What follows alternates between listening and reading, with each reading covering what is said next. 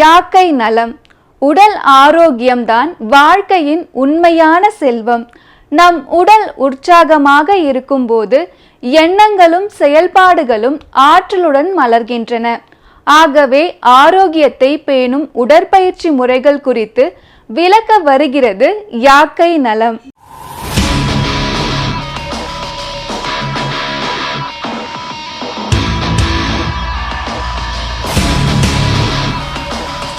மக்கள் தொலைக்காட்சி நேயர்களுக்கு வணக்கம்.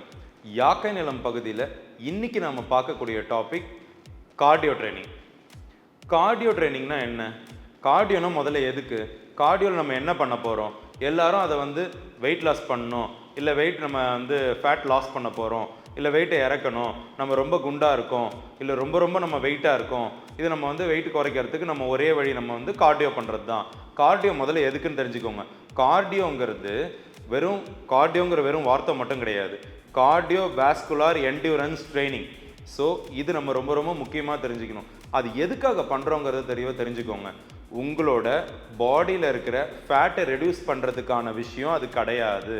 இதில் சர்க்குலேட்டரி சிஸ்டம், ரெஸ்பிரேட்டரி சிஸ்டம்னு சொல்லி ரெண்டு ஃபங்க்ஷனல் சிஸ்டம் அடங்கியிருக்கு.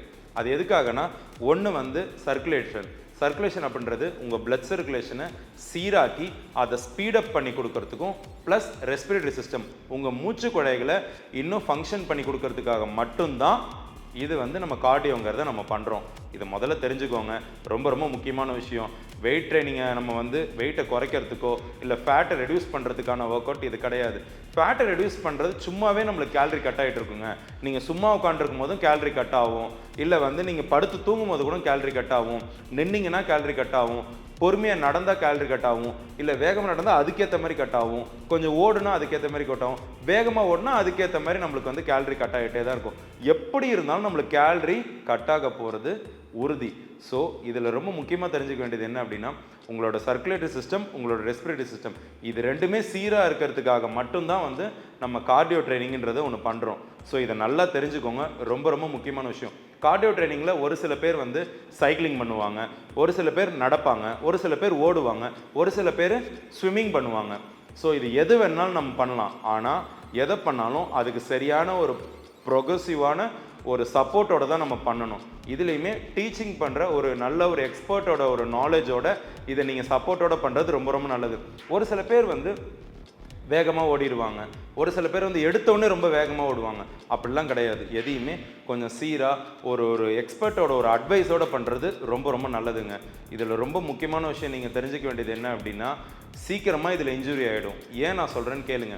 ஏன்னா ஒரு சில பேர் தப்பாக பண்ணுவாங்க. என்னடா நடக்கிறதுல என்னடா தப்பு இருக்குது, என்னடா ஓடுறதுல தப்பு இருக்குது அப்படின்னா, ஒரு சில பேர் எங்கே ஓடுறதுனே தெரியாமல் ஓடுவாங்க, எதில் ஓடுறதுனே தெரியாமல் ஓடுவாங்க, காட்டில் ஓடுவாங்க, மேட்டில் ஓடுவாங்க. அப்படிலாம் கிடையாது. ஒரு சரியான ஒரு ஷூஸ் எடுத்துகிட்டு தான் நீங்கள் போகணும். ஒரு நல்ல ஒரு ரன்னிங் ஷூஸ் போட்டு தான் நீங்கள் போகணும். இல்லைனா உங்கள் கால் வீணாக போயிடும், இல்லைனா ஆங்கிள் ஸ்ட்ரென்த் உங்களுக்கு குறைஞ்சிரும், இல்லை நீ ரொம்ப அடிப்படும். இதில் என்ன அப்படின்னா, ஒரு சில பேர் வேகமாக இருக்கவங்க, இதில் ரொம்ப முக்கியமான விஷயம், குண்டாக இருக்கவங்க ஓடவே கூடாது. ஏன் குண்டாக இருக்கவங்க ஓடக்கூடாதுன்னா, ஆல்ரெடியே அவங்க எக்ஸஸாக வெயிட்டாக இருக்கிறாங்க. அவங்க கொடுக்குற ப்ரெஷர் உங்கள் ஸ்பைனலுக்கும், உங்கள் நீக்கும், உங்கள் ஆங்கிள்க்கும் எக்ஸ்ட்ரா ப்ரெஷரை கொடுத்து ஜாயிண்ட் ஹெல்த்தை உங்களுக்கு இன்னும் வீக் ஆக்கிடும். ஸோ குண்டாக இருக்கவங்க தயவு செஞ்சு ஓடாதுங்க. முடிஞ்ச அளவுக்கு வாக் பண்ணுங்கள். வாக் பண்ணுறதே ரொம்ப போதுமானது. நாம் வெயிட்டை குறைக்கணும்னு நினைக்கிற ஒரு ஆளுங்க. நம்ம ப்ரொஃபஷனல் கிடையாது எடுத்தோடனே ஓடுறதுக்கு. ப்ரொஃபஷனலிசமுக்கு தான், அதாவது அத்லெட்ஸ் இருக்காங்க, அவங்க தான் ஓடுவாங்க. நமக்கு அது தேவையே கிடையாது.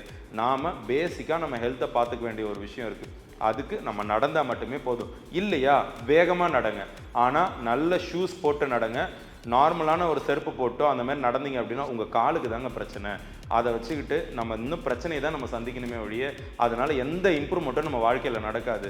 ஸோ ஃபேட் லாஸ் பண்ணுறதுக்கு இல்லை வெயிட் லாஸ் பண்ணுறதுக்கு கார்டியோ கிடையாதுங்கிறத தயவு செஞ்சு புரிஞ்சுக்கோங்க. ஸோ அதை நீங்கள் திரும்ப பண்ணும்போது என்ன ஆகும் அப்படின்னா, உங்களுக்கு தப்பான ஒரு நோக்கத்தில் தப்பான ஒரு விஷயத்தை தான் நீங்கள் தெரிஞ்சுக்கிறீங்க. இதுலேருந்து நீங்கள் சரியாக தெரிஞ்சுக்கோங்க. கார்டியோங்கிறது உங்கள் பிளட் சர்க்குலேஷனையும், உங்கள் மூச்சு குழாய்களை, உங்கள் ரெஸ்பிரேட்டரி சிஸ்டமை, அதோட ஹெல்த்தை இன்னும் இம்ப்ரூவ் பண்ணக்கூடிய விஷயம் தானே ஒழியாது, வேறு எதுக்காகவும் கிடையாது. ஸோ நீங்கள் நல்லா மூச்சு விடலாம், உங்கள் பிளட் சர்க்குலேஷன் இன்னும் ஸ்பீடாக இருக்கும். ஸோ பாடி ஒரு வார்ம் அப் பண்ணுறதுக்கு கூட நம்ம கார்டியோவை யூஸ் பண்ணலாம். நம்ம ஸோ ரெகுலராக என்ன பண்ணுங்கள், ஒன்று நடங்க, இல்லை சைக்கிளிங் போங்க, இல்லை ஸ்விம்மிங் போங்க. ரொம்ப ரொம்ப நல்லது. எல்லாத்தையும் விட ஸ்விம்மிங் ரொம்ப ரொம்ப நல்லதுங்க கார்டியோவில். யாருக்குமே தெரியாது, நடக்கிறது ஓடுறது தான் நல்லதுன்னு நினச்சிட்டு இருக்காங்க. அப்படிலாம் கிடையாது. நடக்கிறத விட சைக்கிளிங் ரொம்ப நல்லது, சைக்கிளிங்கை விட ஸ்விம்மிங் ரொம்ப நல்லது. ஸோ எது முக்கியங்கிறது, உங்களுக்கு எது தேவைங்கிறத தெரிஞ்சுக்கிட்டு உங்கள் வாழ்வியலில் அதை ஆட் ஆன் பண்ணிவிட்டு இன்னுமே உங்கள் வாழ்க்கையில் நல்லா உங்கள் ஹெல்த்தை இம்ப்ரூவ் பண்ணுறதுக்கு தயவு செஞ்சு ஸ்டெப் எடுங்க.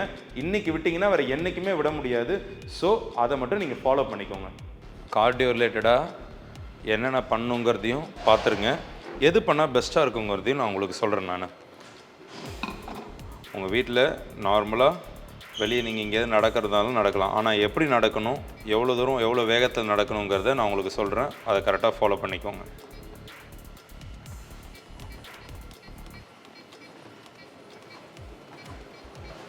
நார்மலாக நம்ம வீட்லேயும் சரி இல்லை ரோட்லேயும் சரி இந்த வேகத்தில் தான் நம்ம நடப்போம். இதே வேகத்தில் இதே மாதிரியான ஒரு பிளைன் சர்ஃபேஸ், அதாவது சமநிலை பகுதியில் நடக்கிறது ரொம்பவுமே நல்லது. அதாவது ஒரு நல்ல ரோட்டில் போய் நடக்கிறது நல்லது. மேடும் பள்ளமாக இருக்கிறதுல நடக்காதீங்க.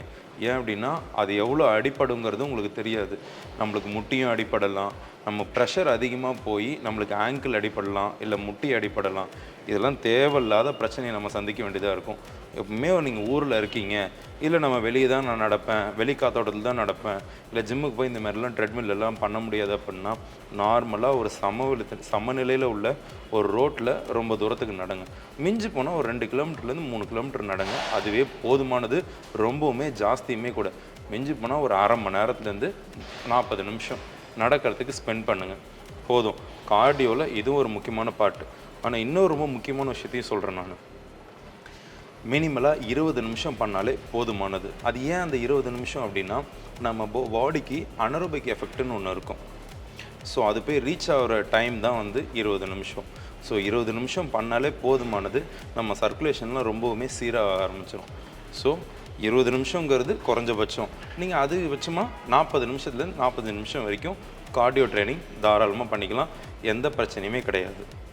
ஸோ இந்த மாதிரி பொறுமையாக ஒரே சமநிலையில் ஒரே ஸ்பீடில் அப்படியே நடங்க, இல்லை அதேமாரி வாக் பண்ணுங்கள். இதை நீங்கள் வேகமாக கூட நடக்கலாம், அதாவது இன்னுமே கூட கடுமையாக உழைக்கலாம். ஆனால் ஓடாதீங்க, தேவையே கிடையாது. நமக்கு என்ன தேவையோ அதை மட்டும் பண்ணுங்கள். தேவையில்லாத விஷயத்தில் நம்ம பண்ணவே தேவையில்லை. நம்ம உடம்புக்கு என்ன தேவையோ அதை மட்டும் கொடுத்தா போதும். ஸோ இதை நீங்கள் இவ்வளோ டைமிங்லேயும் சமநிலையிலையும் டைமிங் பார்த்து கரெக்டாக நடந்தீங்கன்னா அதுவே நம்ம உடம்புக்கு போதுமானது. இதே மாதிரி இன்ஃபர்மேட்டிவ் கண்டென்ட்டோட உங்களை அடுத்த எபிசோடில் சந்திக்கிறேன். அது வரைக்கும் உங்கள்கிட்ட விடைபெறுகிறேன். நன்றி, வணக்கம். இது உங்கள் தமிழ்.